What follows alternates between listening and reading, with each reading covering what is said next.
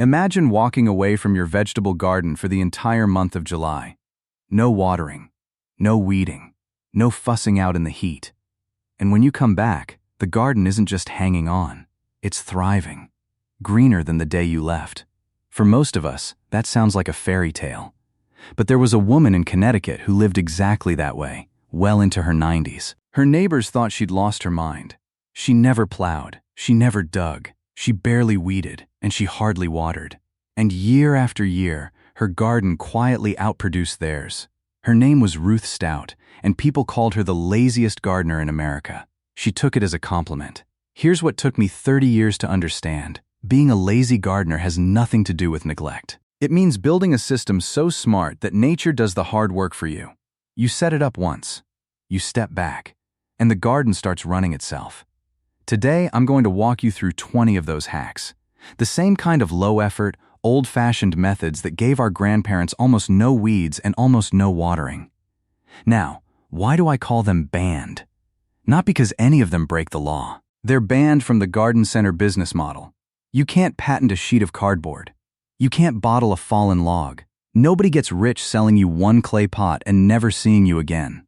The methods that cost almost nothing are the ones nobody pays to advertise, so they quietly slip off the shelves and out of our memory. Number 9 is the one almost everybody gets backwards, and the science behind it was challenged by researchers just 2 years ago, which makes it even more interesting. And number 12? Number 12 is an invisible poison that may already be hiding in the bag of compost out in your shed, and almost nobody warns you about it. If you've ever burned a whole Saturday pulling weeds, only to watch them march right back by Wednesday, stay with me for all 20. Let's start where every great garden starts, at the ground. And the golden rule under everything we do today is this: don't feed the plant, feed the soil, and the soil will feed the plant. Part ON. Stop fidgeting weeds, start smothering them. Hack 1. The cardboard blanket. Most folks start a new bed by attacking it. Shovel, sweat, maybe a bottle of weed killer. There's a far lazier way, and it's sitting in your recycling bin right now. Plain brown cardboard. Lay flat sheets directly on top of the grass and weeds. Don't dig, don't spray. Just cover the ground and wet each sheet down so it doesn't blow away. The cardboard blocks every bit of sunlight. The weeds underneath suffocate and die, and as the cardboard itself rots, it feeds the earthworms. You're killing weeds and building soil in the very same move. The British gardener Charles Dowding, who has run side-by-side test beds since 2013 to prove this works, simply lays cardboard down, piles a few inches of compost on top, and plants straight into that while the weeds quietly die underneath. 2 rules. Peel off all the plastic tape first, and overlap the seams by a good hand's width, because weeds will find any gap you leave. And skip anything glossy or heavily printed. You don't want that ink in your food. Hack 2. Throw away the tiller. Every hardware store, every well-meaning neighbor, every old gardening show tells you the same thing. Till the soil. Turn it over. Break it up. It looks productive. It's also one of the worst things you can do to a garden. Healthy soil is a living structure. Fungal threads, earthworm tunnels, tiny air pockets built up over years. A tiller shreds all of it in a single afternoon. Worse, it drags buried weed seeds up to the surface and into the light, and most weed seeds only wake up when they finally see light. So you till, and 2 weeks later you've got a carpet of fresh weeds that you planted yourself. Masanobu Fukuoka, the Japanese farmer who wrote The One-Straw Revolution, didn't till his fields for more than 25 years, and they out-yielded the plowed farms all around him. Charles Dowding's trials found that his dug beds grew noticeably more weeds than his undug ones, season after season. The lazy way is the no-dig way. Leave the soil alone, lay your compost and mulch on top, and let the worms do the tilling. They've been doing it for free for millions of years. One exception. If your ground is so compacted that water just sits on top, loosen the top few inches once, that very first year. After that, never disturb it again. Hack 3. The Ruth Stout blanket. Remember Ruth Stout from the start of this video? Here's her entire secret in one sentence. Keep a thick blanket of mulch on the soil all year, every year, and never take it off. She used spoiled hay, 8 inches of it, piled over the whole garden. When she wanted to plant, she just pulled the mulch aside, dropped in a seed, and tucked it back. When a weed poked through, she threw more mulch on top of it. Her answer to nearly every garden problem was the same: add more mulch. That deep blanket does 3 jobs at once. It smothers weeds before they ever see daylight. It holds moisture in the ground, so you water far less. And as the bottom layer rots, it feeds the soil like a slow, steady compost pile. No bin, no turning, no work. University scientists visited her Connecticut garden expecting a mess, and they left scratching their heads because it simply worked. Straw, leaves, grass clippings, wood chips. Almost any rotting plant matter will do. Just keep it deep and keep it coming. Hack 4. A living carpet. Here's a trick Fukuoka swore by, and it costs you almost nothing after the first season. Instead of leaving bare soil between your plants, because bare soil is just an open invitation for weeds, cover it with a living carpet. He grew white clover as a permanent ground cover right underneath his crops. Low creeping clover, creeping thyme, even a thick planting of lettuce all work the same way. The living carpet crowds weeds out because there's simply no room left for them. It shades the soil, so the ground stays cool and damp and you water less. And clover does one more thing. It pulls nitrogen straight out of the air and feeds your soil for free while it grows. One planting, and the ground starts taking care of itself. Hack 5. Let them reseed themselves. This one is laziness in its purest form. Plant it once, and let it plant itself every year after. Certain vegetables and herbs drop their own seed at the end of the season and come right back up on their own the next spring, with no work from you at all. Lettuce, arugula, dill, cilantro, calendula, kale. Let a few plants bolt and go to flower instead of yanking them, and they'll scatter seed across the bed. Next spring, those seedlings pop up exactly where conditions suit them, often tougher and better timed than anything you'd start by hand. You thin out what you don't want, leave the rest, and a corner of your garden becomes self-renewing, filling the space that weeds would otherwise grab. Part TWO.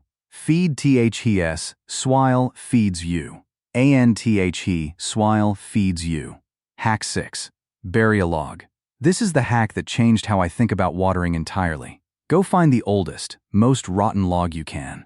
A fallen branch, a punky stump, someone left by the road. The uglier, the better. Dig a shallow trench, lay the rotten wood in it, and bury it under your bed. Here's the magic. Decomposing wood works like a giant sponge. It soaks up rain when the weather's wet, then slowly releases that moisture back to the roots when things turn dry. It can hold several times its own weight in water. So a single buried log becomes a hidden reservoir sitting right under your plants, and you stop being the one holding the hose. This is an old Austrian mountain technique called Hugelkultur. It just means mound culture. A farmer named Sepp Holzer used it to grow fruit and vegetables high in the cold Alps, on slopes everyone told him were impossible, with no irrigation at all. That buried wood also slowly releases nutrients for up to 20 years. 2 cautions. Water the bed well the first year while the wood soaks up, and never bury cedar, black walnut, or any pressure-treated lumber. Stick to logs that fell naturally. Hack 7. Grow your own fertilizer. What if, instead of buying fertilizer, you grew it right there in the bed? That's exactly what a man named George Washington Carver taught struggling farmers more than 100 years ago, down at the Tuskegee Institute in Alabama. The cotton farmers of the South had worn their soil out dead. Carver's fix was simple and almost free. Plant the right crop and let it rebuild the soil for you. Beans, peas, clover, vetch, the whole legume family, carry tiny bacteria on their roots that pull nitrogen straight out of the air and lock it into the ground. Peanuts alone, he showed, could put dozens of pounds of nitrogen back into a single acre. You can do the same in any empty bed. In fall or early spring, scatter a cover crop, crimson clover, field peas, or winter rye. Let it grow. And then, instead of pulling it, just chop it down and drop it right there as mulch. The roots feed the soil from below, the leaves feed it from above, and you never once opened a fertilizer bag. Carver called soil-building plants the quiet treasure God hid in the ground. He wasn't wrong. Hack 8. The Comfrey factory. If you plant just one helper plant in your whole garden, make it Comfrey. Think of it as a fertilizer factory you plant once and harvest from for decades. Comfrey drives a taproot deep, feet down, into subsoil your vegetables can't reach, and it mines up minerals, especially potassium, the nutrient that powers flowers and fruit. All that goodness ends up in its big leaves. You cut the leaves a few times a season and lay them down as mulch, or rot them in a bucket of water to make a free liquid feed. The plant just grows it all back. There's a specific variety to look for, and there's a real story behind it. An English researcher named Lawrence Hills spent years trialing Comfrey at his research station in Bocking, Essex, back in the 1950s. The standout he bred is still called Bocking 14. It's high in potash and, just as importantly, it's sterile, so it won't seed itself all over your yard. Plant it once in a corner, and it'll feed your tomatoes long after you've forgotten you put it there. Hack 9. The underground internet, honestly. Now, here's number 9. The one almost everybody gets backwards. Underneath healthy soil runs a web of microscopic fungal threads called mycorrhizae. They wrap around plant roots and act like a massive extension of the root system, reaching out into the soil to bring back water and nutrients, especially phosphorus, that the roots could never grab on their own. In exchange, the plant feeds the fungi a little sugar. It's one of the oldest partnerships on Earth, and it's the real reason Feed the Soil works. A scientist named Suzanne Simard at the University of British Columbia made this famous as the Wood Wide Web. The idea that trees and plants are all wired together underground, even sharing food and sending each other warnings. It's a beautiful picture. But here's where I want to be honest with you, because a lot of channels won't be. In 2023, a team of researchers led by Justine Karst reviewed the evidence and found that the grandest version of that story, plants generously feeding one another, is far from proven. Those networks have only been carefully mapped in a couple of forest types. So what's the takeaway you can actually trust? The fungi are real, the partnership is real, and it genuinely helps your plants. And here's the backwards part. Tilling rips that fungal web to shreds. So the way to grow it isn't to buy a bottle of it. It's simply to stop digging and keep that soil covered. Everything else in this video has been quietly feeding it the whole time. Hack 10. Black gold from fallen leaves. Every autumn, most people bag up their fallen leaves and drag them to the curb. They're hauling away one of the best soil conditioners on Earth, and it's completely free. Pile your leaves in a corner, in a simple wire ring, or even a few stacked bags with holes poked in them, and then do the laziest thing imaginable. Nothing. Just let them sit and rot. In a year or two, fungi turn that pile into leaf mold, a dark, crumbly, sweet-smelling material that the Royal Horticultural Society and gardeners for generations have prized for holding water and feeding soil life. Spread it on your beds as a mulch, or work a little into the surface. No turning, no tools, no cost. The trees hand it to you every single year. If you're picking up something new here, do me a quick favor and tap that subscribe button. We're only halfway through, and the watering hacks coming up are where the real magic happens. Hack 11. Compost with no bin. Speaking of doing nothing, you don't actually need a compost bin at all. There are two lazier paths.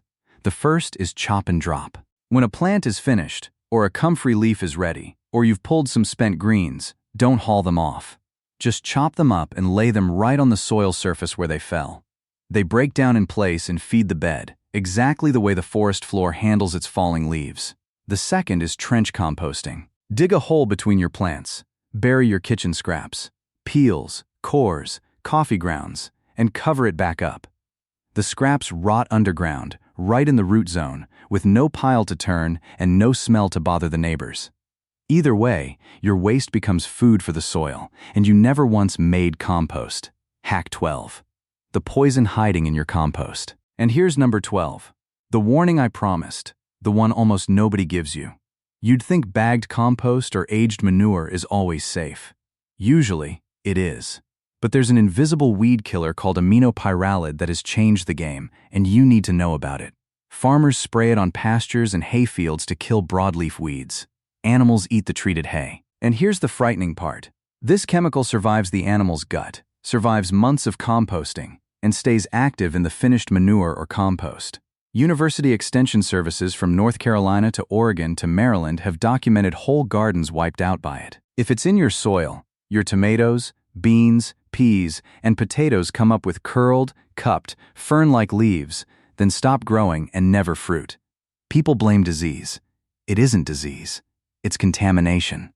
The lazy safeguard takes one flower pot. Before you trust a new load of manure or compost, plant a few bean or pea seeds in a small pot of it, and a few more in clean soil. Wait 2 or 3 weeks. If the ones in the suspect compost come up twisted while the others look normal, send that compost back. And always ask a supplier the magic question: was any of this made from hay or manure off treated pastures? Part 3. Waiter that takes care of itself. Hack 13. The buried clay pot. This next one is 4,000 years old, and it's still one of the smartest watering tools ever invented. It's called an Olla, an unglazed clay pot you bury in the ground. You sink the pot up to its neck right among your plants, fill it with water, and cap it. Because the clay is porous and unglazed, water seeps slowly out through the walls, but only as fast as the surrounding soil is dry. When the soil is moist, it stops. When the roots drink, more seeps out. It's a self-regulating drip system with no batteries, no timer, and no hose. The plants take exactly what they need, and you use a fraction of the water that surface watering loses to evaporation. And this is no new gadget. The very first agricultural textbook in Chinese history, written by a man named Fan Shengji over 2,000 years ago, already described burying clay pots to water crops. Desert farmers across North Africa, the Middle East, and the American Southwest have leaned on it for centuries. Fill an Olla once or twice a week, and a thirsty bed practically waters itself. Hack 14. The bed that waters itself. If an Olla waters a spot, a wicking bed waters a whole container for a week or more by hiding the water underneath instead of pouring it on top. The idea is simple. You build a hidden reservoir in the bottom of a raised bed or a big storage tote, a layer that holds water, sealed below, with soil sitting above it. The water wicks upward into the root zone the same way a paper towel pulls up a spill. You fill the reservoir through a pipe. The soil draws moisture up from below as the plants need it, and the surface stays drier, which, as a bonus, means fewer weed seeds sprouting on top. A simple plastic tote can become one in an afternoon. After that, you're topping off a reservoir now and then, instead of standing over it with a watering can every single evening. Hack 15. Bury it under wood chips. We talked about Ruth Stout's hay. Here's the wood chip cousin, sometimes called the Back to Eden method, and it's the closest thing to a no-watering, no-weeding mulch I know. Lay wood chips thick, 3 to 6 inches, across the soil surface. That deep blanket blocks light, so weeds can't start, and it acts like a lid on the ground, slowing evaporation to a crawl, so the moisture you do have just stays put. Underneath, the chips slowly rot down into rich, dark earth. Now, one important rule, because this is exactly where people go wrong. Keep the wood chips on top of the soil. Don't dig or mix fresh chips down into it. Fresh wood worked into the soil will temporarily tie up nitrogen as it breaks down, and your plants go pale and hungry. Lying on the surface as mulch, it does no such thing. Only the thin contact layer is affected. And where do you get chips? Tree trimming crews give them away by the truckload, just to avoid the dump fee. One free load can mulch a garden for a year. Hack 16. A rain barrel and a timer. I'll be honest with you. This is the one hack on the whole list that costs a little money. But it's the upgrade that finally lets you forget watering altogether, and I think it earns its keep. Put a barrel under a downspout and let your roof fill it for free every time it rains. A single inch of rain on an average roof can fill several barrels. Then run a soaker hose. A hose that gently weeps water along its entire length. Through your beds, right down at soil level where the roots want it, not sprayed up in the air where the sun steals it. Add a simple battery timer at the spigot, set it for the cool early morning, and the garden waters itself on schedule, whether you're home or not. Rain you collected for nothing, delivered straight to the roots while you sleep. That's lazy gardening at its finest. Hack 17. Right plant, right spot. Here's a hack that's pure planning and costs nothing. And it saves more watering than any gadget you can buy. Stop fighting your garden and design it so it barely needs you in the first place. 2 ideas. First, right plant, right spot. Put the sun lovers in the sun, the shade lovers in the shade, and choose tough, drought-tolerant varieties. Many herbs, beans, and old heirloom types barely need watering once they're established. A plant in the right place takes care of itself. A plant in the wrong place needs babying all summer long. Second, group your plants by thirst. Keep the thirsty ones, lettuce, cucumbers, together in one spot, so you can water just that corner, instead of dragging a hose across the whole yard for a handful of needy plants. Gardeners call it hydrozoning. You'll call it never watering the entire garden for the sake of one thing again. Hack 18. Plant it deep. Most plants struggle in summer for one reason. Shallow roots, sitting up near the hot, dry surface, where they need constant watering. Here's how you fix that at planting time, for free. Take a tomato. Strip the leaves off the bottom 2/3 of the stem and bury it deep, right up to the top few leaves. Or lay it on its side in a shallow trench. Every spot where you removed a leaf will sprout brand new roots underground. You end up with 3 or 4 times the root system, reaching down deep where the soil stays cool and moist. A deep-rooted plant rides out a dry spell that would wilt a shallow one flat, which means you water far less. The same trick works for anything that roots along its stem. Plant it deep once, and it'll spend the rest of the summer finding its own water. Part 4. Plant ONCE, Harvest FOR Weirs. Hack 19. Plant once, eat for years. Most of us treat a vegetable garden like a job we start over from scratch every spring. Buy seeds, dig in, repeat.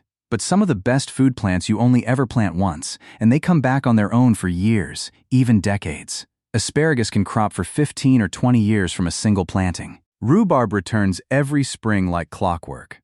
Sorrel, Egyptian walking onions, sunchokes, perennial kales, horseradish, a whole shelf of herbs. Put them in the ground once, and they become permanent residents that feed you every season with almost no effort. Their deep, established roots also make them far more drought-tough than tender annuals. Give over one corner of your garden to perennials, and that corner essentially gardens itself from then on. It's the ultimate lazy investment. A little work one time, and a harvest for years. Hack 20. Let plants protect each other. For the last one, look at how nature actually grows, never in tidy single rows, but in a tangle of different plants all mixed together. When you plant one long row of identical tomatoes, you've laid out a buffet for pests. Find one, and they've found them all. Mixing things up breaks that pattern, and the plants start protecting each other. The classic example is older than this country, the Native American Three Sisters. Corn grows tall as a living pole. Beans climb the corn and fix nitrogen for all three. Squash sprawls across the ground below, its big leaves shading out weeds and holding in moisture. 3 plants quietly doing each other's chores. You can borrow the idea anywhere. Tuck basil and marigolds among the tomatoes. Run onions and garlic down the rows to confuse pests with their smell. Let low leafy greens shade the soil under taller crops. A mixed garden is one where the plants do the pest control and the weeding for you. Honest truth. Now let me tell you the truth, the way a friend would, because almost no one selling you a miracle ever will. If you build all of this, the cardboard, the deep mulch, the buried wood, the clay pots, all of it, year 1 will still ask something of you. You'll still water in a heat wave. You'll still pull the occasional weed that sneaks through. The system isn't instant, and anyone who promises you a no-work paradise in 3 months is selling something. But by year 2, you'll feel it shift. The weeds barely come back. The soil holds water so long that you're watering maybe once a week instead of every evening. The earthworms have moved in. And by year 3, you'll be one of those gardeners like Ruth Stout's old neighbors. The kind who go away for 10 days in July and come home to a garden greener than they left it. Not because they worked harder, because they finally let the system do the work. That's the real promise here. Not zero effort. Effort that compounds. You build it once, and from then on, it builds itself. Closing. My grandmother used to say she was just a lazy gardener, and she'd laugh when she said it. It took me most of my life to understand that she wasn't lazy at all. She was wise. She understood something we've half forgotten in all our buying and spraying and digging, that the soil is alive, that it wants to feed your plants, and that most of our hardest work is really just us getting in its way. These 20 hacks aren't really about doing less. They're about trusting the ground beneath your feet, the same ground that fed every generation before us, long before any of it came in a bottle. Feed the soil, and the soil will feed you. It always has.